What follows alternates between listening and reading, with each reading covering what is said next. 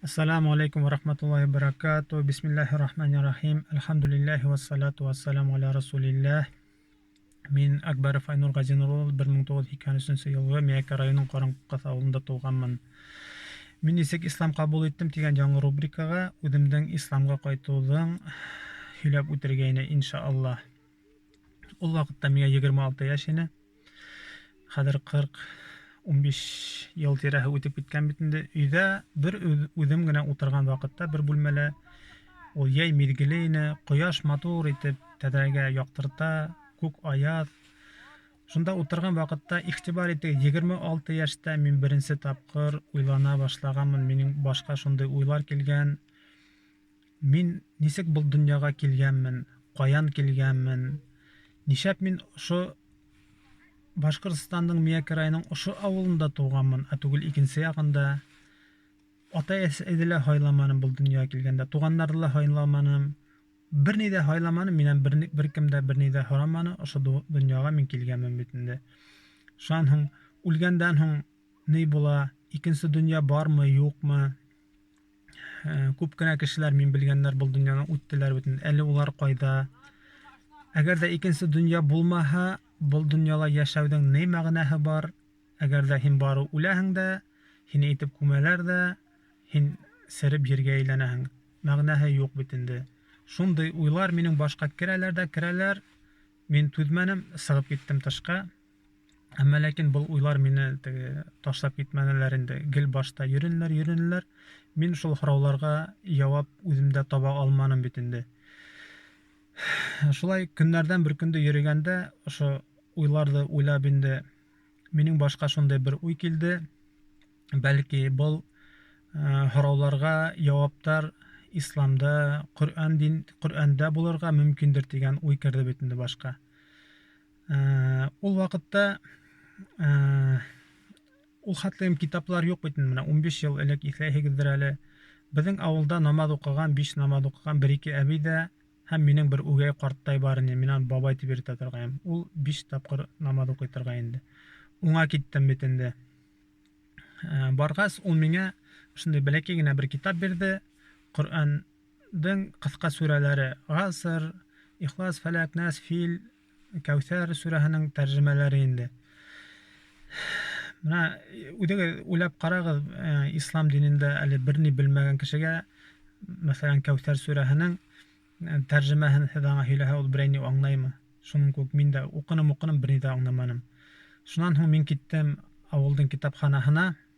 Бәлки унда берәй китап бардыр иске, борынгы тибенде.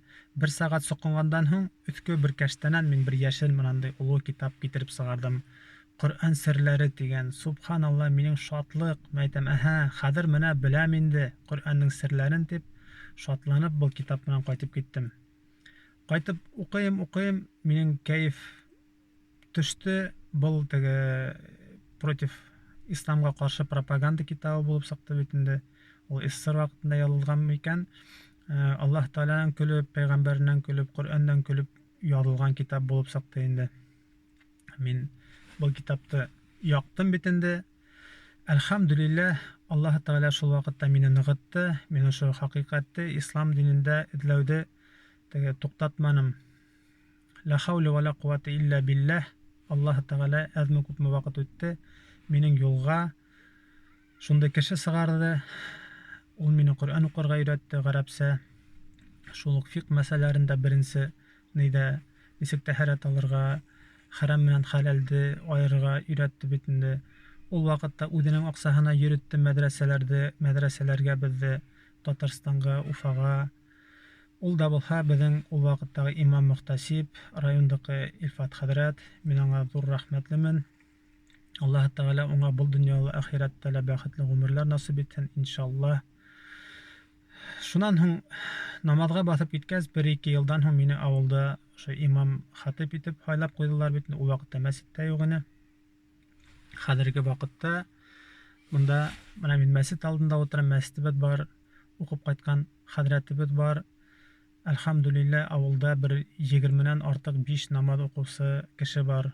Иң куанычлыһы улар арасында күп яшьләр бит инде. Шулай ук ошо имам хатип итеп мине хайлап куйган вакытта Был һүзләрде алтын хәрефләр менән язып куярга кирәк. Һәрбер хәзрәт үзенең шәкертенә шуны yetkерергә тиеш. Миңа шул вакытта Илфат хәзрәт әйткән һүзләр, улар мәңге минең башта калды, йөрәктә тигән күк. Менә хәзер һин имам хатип булдың авылда, һинең яклылар да булыр, һиңа каршылар да булыр, ти. Әмма ләкин исеңдә калдыр бер әйберде, ти. Аллаһ Тәгаләнең шәригате әбиләрнең, бабайларның, халыктың ризалыгын алам тиеп, ошо шәригаттан сыкма, ти. Бер касанда Аллаһ Тәгаләнең динен хатма, ти, кемнәрдеңдер ризалыгын алам тиеп. Әгәр дә һин шулай эшләһәң, ти, Аллаһ Тәгалә ошо халыктың кулында һине калдыра, һине йөрүтә саклар. Булай тегеләй, моны эшлә, булай эшлә дип, һине шайтып йөрүтә саклар, һине адаштыра саклар алар. Әгәр дә һин Аллаһ Тәгаләнең динен хатмаһаң, аның динендә шәригатенә ныклы булһаң, Аллаһ Тәгалә һине үзе күтәрә, тине. Әлхәмдүлилләһ, миңа шул һүзләр нык кирип калгайны. Шул һүзләр өчен Илфат хәзрәткә рәхмәтлемен. Әле авылыбызда 6 ел мәсет эшләп бар тора инде. Намаз укучылар саны арта, дәресләр дә бара инде, әлхәмдүлилләһ. Был исламга килү юлы тураһында әйткәндә, һүзнең кыскаһы шул. Аллаһ Тәгалә Коръәндә күп ердә кешене фикер йөрүтергә сакыра бит инде. Ул булһын һәрбер мәхлуктә Аллаһ Тәгаләнең, уның барлыгына, Аллаһтың барлыгына, берлегенә дәлил бар бит инде. Күкләрдә, ердә, хайваннарда. Булһынмы ул бездән алда яшәп киткән кавемнәр тураһында кыссалар, уларны укып без фикер йөрүтергә тиешбез. Бер кардәш яңарак миңа әйткәне, һорау биргәне шундый. Һин продукт давгатымы, или һинең күңелеңдә Аллаһ Тәгалә асып, һин дингә килдеңме дип. Мин исләмәйм уңа был һорауына нисек җавап биргәнде. Һез нисек уйлыйсыз? Ассаламу алейкум ва рахматуллаһи ва баракатуһ.